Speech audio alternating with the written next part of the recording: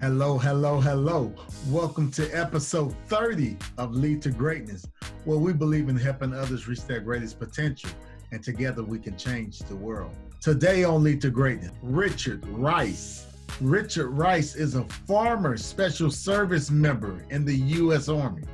Richard served in the Special Forces for 25 years.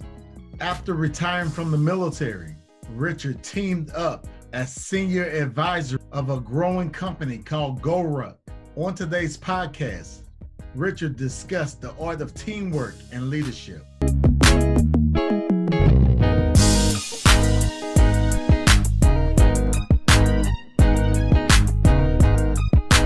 This is Cedric Francis, and you're listening to Lead to Greatness.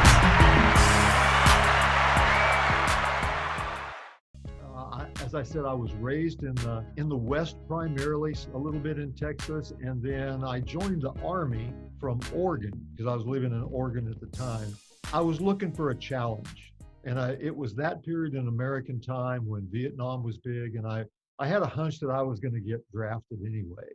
And so I decided I would join and choose what I wanted to do as opposed to get drafted and be told what to do. That we as individuals, we need to be the best we can possibly be, whatever that is. Each one of us is different. Right. We need to be the best we can be, but at the same time, we need to learn to integrate ourselves into a team. Now, that can be a team in business, it could be a team in the military, it can be a team in your church, it can be a team anywhere. But be the best you can be. And that's one of the things that we do here at GoRuck is we conduct events. Now, GoRuck is the company that I work for now as a senior advisor. And we believe in building better Americans. And you can do that physically and mentally. And so we think that's really important to do.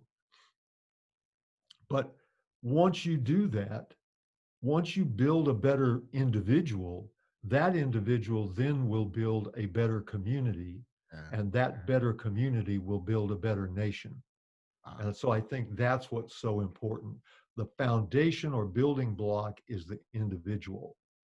And it's incumbent upon every one of us to work to assist those individuals and make them better in their lives so that they can do more for themselves, more for their community, and more for their country. Right. I keep hearing, I'm listening, I keep hearing you, it's echo. I keep hearing you saying teamwork. Let's talk about that. Why do you feel teamwork is so important? What's the advantage of someone doing it on their own versus of individuals teaming up and making it happen? Well, as an individual, there's some really smart people out there. So individuals can do a lot. Yeah. But exponentially, teams can do so much more. Because even if you're an extremely smart individual and you do well at a particular job, if you bring people in to be on your team and to work with you, they're going to have additional ideas that you don't have, nuances that you don't have, understandings that you don't have. So they're going to bring all that to you, and they're going to teach each other, and they're going to teach you better ways to do whatever it is you want to do. So that's why team is so important to me. Now, in the Army Special Forces, 12 men form a team. That's the basic team of Special Forces. And those 12 men can train up to 300, and they do it in very austere conditions. But imagine 12 men behind enemy lines having to work together and depend on each other. That's when teamwork really counts. And that's why you're going to hear it echoed from me for this entire time. Teamwork, because teamwork is so important. There's times when you have to do things individually. There's times when you have to stand up by yourself, but you're so much stronger when you stand with others that support you and provide that team. I remember in the military, I mean, teamwork was a key. Matter of fact, that's one of the core values. And I learned teamwork when I was in the military. I mean, it was like it was an echo. It's just something you hear all the time: teamwork, teamwork, teamwork.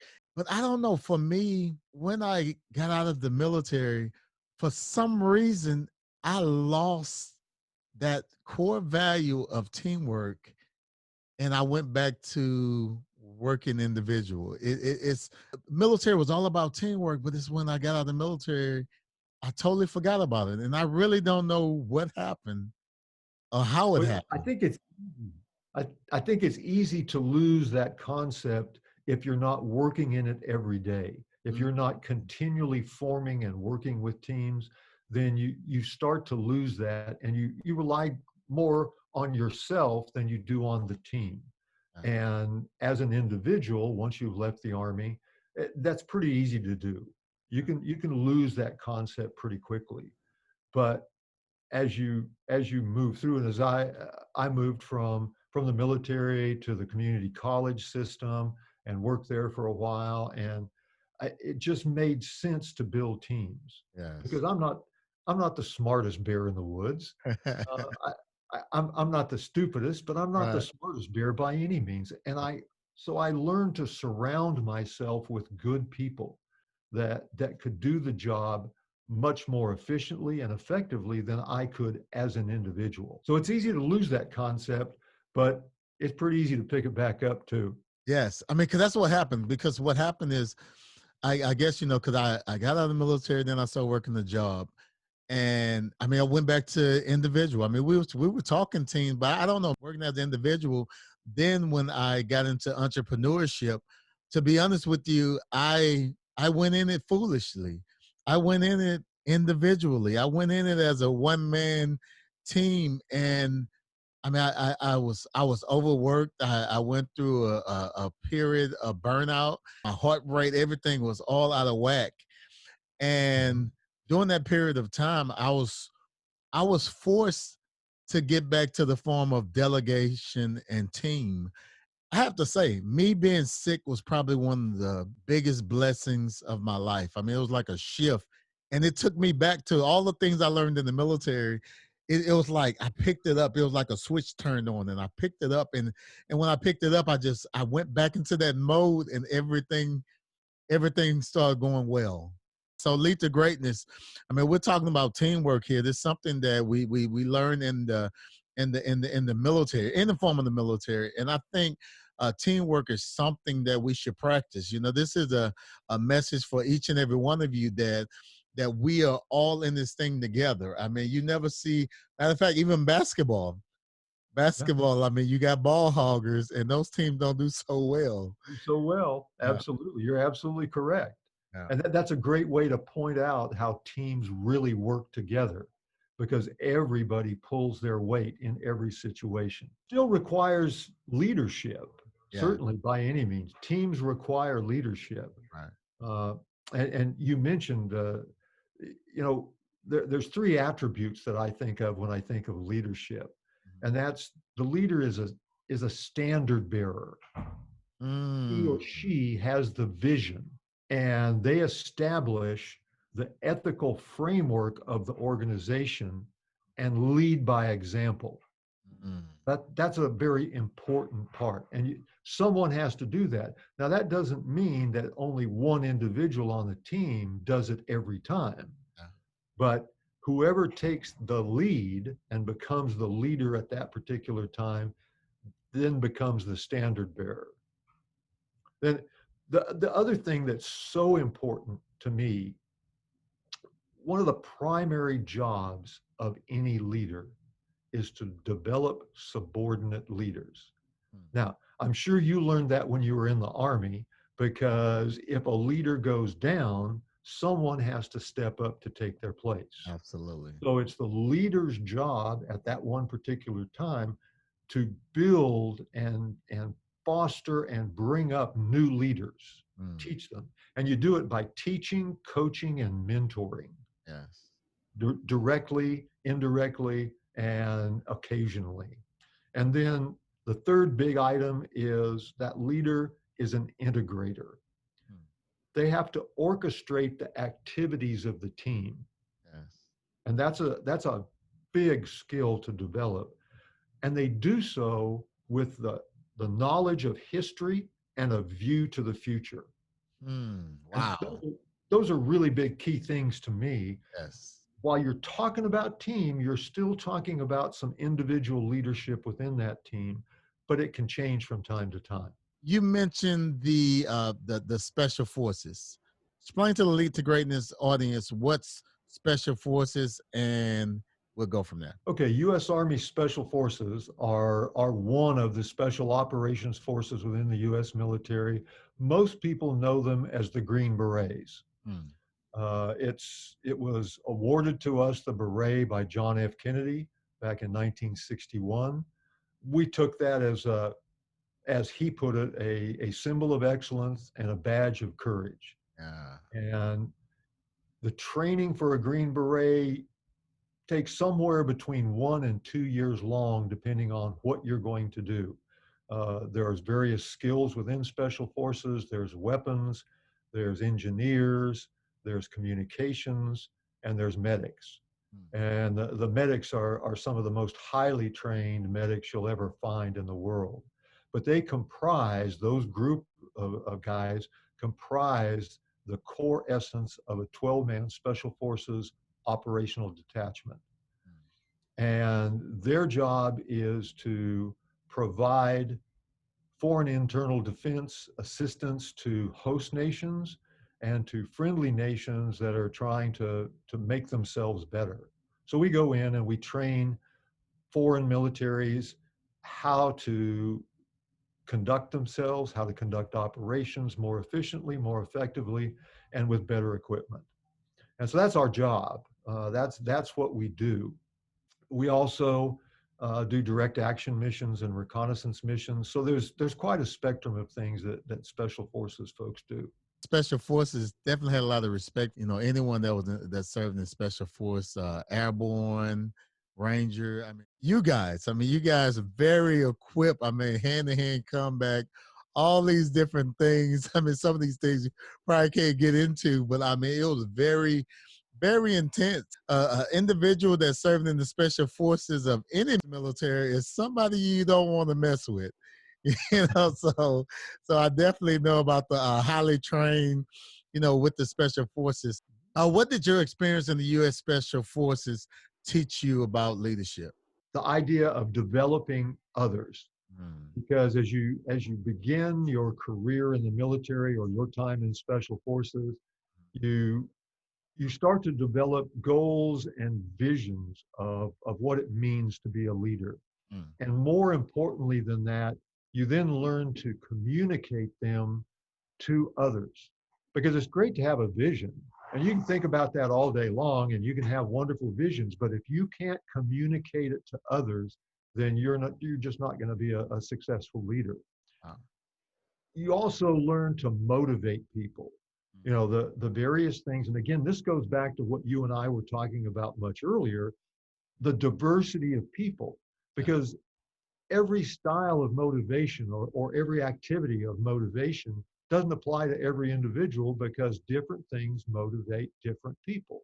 So you need to address the people you're working with and the community that you're involved with as a leader.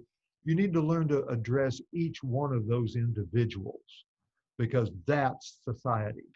These are the things that I learned, and that was to develop those goals and visions and then communicate them to others.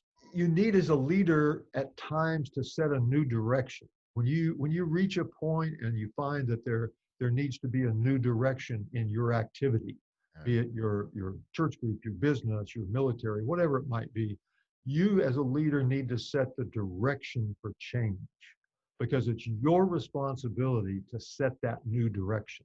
And clearly, again, communicate it to others so that they understand it. And then you need to take personal responsibility for your actions, be they positive or negative. It's yours. You're the leader, and you need to do that. Now, a couple of things that building teams in the military taught me: search for winners, search for positive people. Yes. And if you can't find them, search for those who hate to lose. All writing that down. That's good. Abraham Lincoln that said nearly all men can stand adversity, but if you want to test a man's character, give him power. Wow. So That's true. certainly powerful. That's more powerful So than true. anything I can say. I mean, that So true. Wow, that's awesome. That's awesome. You yeah, know, a lot of people, I mean, there's a lot of people on Lead to Greatness don't know anything about the military, but they watch the movies and special forces. We know it's not a normal basic training. You have to go through very intense training.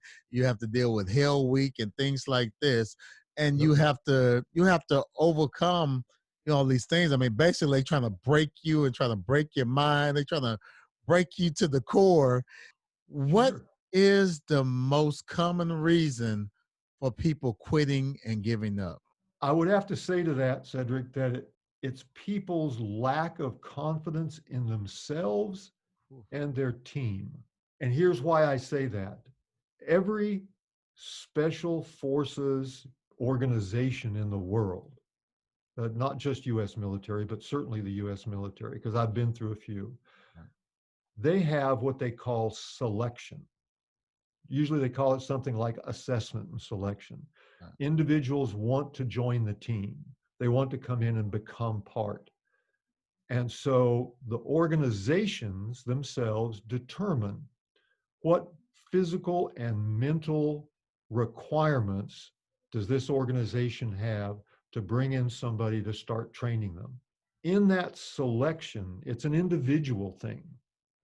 You come in as an individual, and you've already mentioned it. You go through Hell Week, you go through Special Forces assessment and selection, whatever it might be, and you are put on the anvil as an individual, and you are stressed physically and mentally as far as that cadre can take you wow, to determine your ability to function under an extremely stressful and physically demanding situation. The thing that people walk away from that with is a knowledge that they can be pushed farther than they ever thought they could be, and that they have a newfound confidence in themselves, a confidence that they can withstand physical and mental pressure and stressful situations and still accomplish a mission, move through whatever it is they're doing. And so that's what's so important. And that's where I think a lot of people fail, because they reach a point and they say, oh, I just can't go any further. Well, I would say, yes, you can. You don't know that, but you can. You wow. can go farther physically and mentally than you ever thought you could. Yes, And that, I think, is what stops a lot of people. They yes. don't have that confidence and knowledge of self to push through the barrier and complete. Knowledge bomb. Wow. Just pushing through it. I think that's something awesome and something we can all learn, just push through those obstacles. Oh, you are so correct, because once you've pushed through, you have a newfound awareness of yourself and of your surroundings. That's key to success.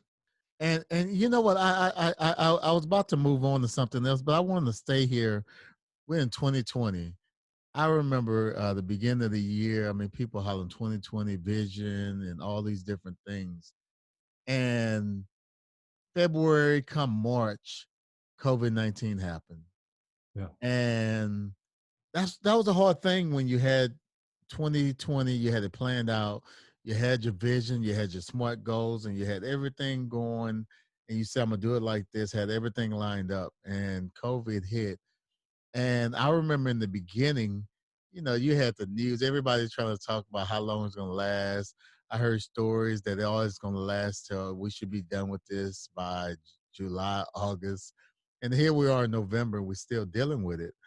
And there's somebody listening today, whether it's their business, whether they're unemployed, whether they're still trying to find their way, may have lost a loved one, may have been through something in their life, and at this particular time, they want to quit, they want to give up, they ready to just to throw in the towel. What would you say to that person?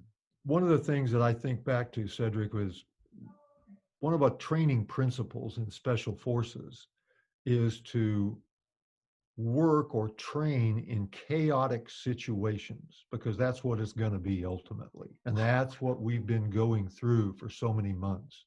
Always prepare yourself to shift and move to a new direction. Yeah, you have a direction set, just like you said. Early 2020, everybody was ready to do well. They had their idea for 2020 and where it was going to go for them. Yeah.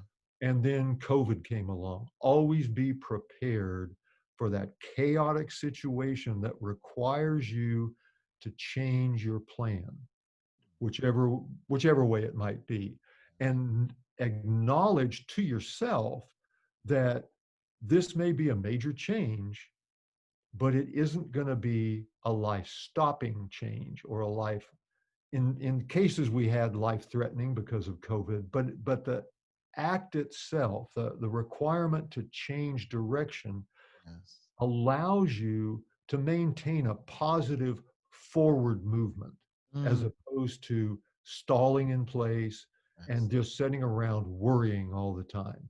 Mm, I understand the worry. We all have had worries. We've all gone through a modification of what we might call normal activities, yeah. and everybody just wants to get back to normal. I would posit that we're never going to get back to that normal. But guess what? What we're doing today, right now, is normal, Ah, because love it. it's just life. Yes. Life is it. Yeah. Now life changes. It isn't what it used to be, but it is what it is today, and it's going to be what it is tomorrow. And Mm, so that positive attitude that we're going to get through this, and we are going to get through this. It's going to take a lot of work on everybody's part. It's going to take everybody pulling together as a team. I Boom. love it. There Yes. we go. Echo Yes. in the team again. Yes. But it's going to take that, but we're going to get through this, and we're going to come out on the other side, and we're going to have some new protocols, Yeah. and we're going to go through new processes, but it's going to be normal. It's just going to be life. And Yes. that's what it's all about. And I have to say this right up front, that I give great credit to the mentors and leaders that I have had in the past that have brought me to where I am today. Yes. And that's why I will go back to, and let me get a plug in here. Go ahead. Everybody, everybody needs to mentor someone else. Mm, It doesn't matter what level of education you have, what society of strata you live in. Find someone around you that needs help and mentor them to be a more positive, a better individual. That's key. That's key to this world. And, and we can all do that. And it just creates a more solid community, a more solid team. yes. You, me, everybody. We're all on the same team together. We're in America, and we live on the greatest planet in the solar system. Yes. So find someone to mentor, or if you're on the other side of it, find someone and ask them to mentor you. Look for that learning experience. Learn from their experience, their skills, their abilities, their knowledge, whatever it might be. That is so important. Yes. Wow. Wow. Wow, Richard. Man, you're this is good. This is good. Good information. Good information. Lead to greatness. Hope you're taking notes. Go back, listen to this over and over again. Teamwork. I mean, teamwork, change. I mean, there's so many great insights in this podcast that you can take away from. Wow. Wow. Awesome, Richard. Awesome. Awesome. I want to do, you mentioned earlier, you mentioned Go Ruck. Go Ruck. Tell us about that. Tell us about Go Ruck. Okay, well, I'm sure you're going to cover it in my lead up, but when I was in special forces, I was in the Army for 30 years. I Uh, was in special forces for 25 years. okay. And then I got out and I went to work at a local community college in North Carolina. And I ended up as a vice president and retired from that. I did a little consulting work, but then I ran into a young man that had started a new company called GoRuck. Now, that comes from our background. He was Special Forces and I was Special Forces. So it comes from that. We always have a go bag, Yes. a small rucksack with all kinds of emergency stuff in it, batteries and telephones and some food and a little cash maybe. Just if everything turns terrible and you have to escape, you grab your go bag or your go ruck Yes. and run out the door, jump in your Jeep or your car or whatever you got and take off. Right. So he started this when he got out of Special Forces and he started building rucksacks. And that worked pretty well. He had a great rucksack. We built some of the best rucksacks in the world, but he decided he wanted to do more. And he started doing challenges, inviting people to come join him for a very physical 8 to 10 hours worth. And he would put them through a little bit of that Special Forces selection I talked about before. You know, doing some PT, physical training, rucking with weight on your back. And it, by the way, rucking with weight on your back is great. It's Yes. an excellent physical fitness routine. It's better than running, in my opinion, because it doesn't beat up your knees as bad. And you just get out with friends and walk with a little weight on your back. You can talk, you can discuss things, you can just watch the sunrise or the sunset, whatever it might be. So he started this company and he built the rucksacks and he built some apparel, some pants and shirts and things like that. And so I ran into him in 2016. I came down to give a leadership talk here in Jacksonville Beach, Florida, at his headquarters. Uh, and he said, "Hey, we've got an event up at Fort Bragg, North Carolina, where I was living at the time, in February of 2017." So I went to that event. He said, "Come on out." I did. We talked for a while, and he said, he said, I'd like to include you in more things because I was retired by then. He said, maybe make you an ambassador or something. And I said, "That's nice, but what does that mean?" And he said, he said, "I don't know, but we'll figure it out together." I said, "Okay." That's another one of those, you kind of handle things and then you may need a change in direction, but it works. So I said, "You make some really good stuff," but I said, "What about boots?" I said, "The boots are the essence of rucking. When you're going to put weight on your back and walk a great distance, you need good boots." And he said, "Well, interestingly, you mentioned that. We're starting to build some new boots." He said, "Would you be willing to be on the team to help build those new boots?" So we formed a little 4-man team. There was a guy named Paul Litchfield who lives in Boston, Massachusetts. He designed the old Reebok pump, if you remember that shoe. Wow. Yes. Back in the Yeah. 80s, I believe. 80s, early Oh 90s. yeah. Yeah. This guy, we call him the shoe dog. Uh, Wow. he knows technically, he knows more about shoes, I think, than anybody. Wow. So he was the technical side of it, and we just kind of fit ourselves in. And over a couple of years, we built the boots and now sell those. And in the meantime, my job had kind of modified, and now Jason said, "Look, you keep talking about reinventing yourself." And I think that's an important thing for people to understand. Woo. Throughout our lives, we continually reinvent ourselves. Yes. When you came out of the Army, guess what you did? You reinvented yourself. You know, I did the same thing. Yes. We all, and so we may reinvent ourselves multiple times, but it's a positive thing, and you need to look at it as a positive thing, not as a negative. "Oh, gee, I'm leaving, so I got to do something else." No, I've finished what I did there. I had my time in the Army. Now I want to go on and do something else positive, and I want to continue serving. And so that became so important. And as I morphed in my job, I've now become the senior advisor to Jason, who is the founder and president of GoRuck, and to the whole organization. It's a small organization, but it's very efficient, very effective, and so I'm having a great time doing it. That's So I get the best of both worlds. Yes. So let me ask you a question. So GoRuck, so it's in Jackson, Florida, right? Jacksonville Beach, Florida. We have the rucksacks are produced, some of them in the United States and some of them in Vietnam. Wow. Our apparel is produced in the United States, and the boots are produced in Vietnam by a factory that makes Adidas and Reebok shoes. We do about 1,000 events a year all over America. Ooh, So all of anybody America. that happens to be interested in it can go to goruck.com and look under the events site and find an event close to them.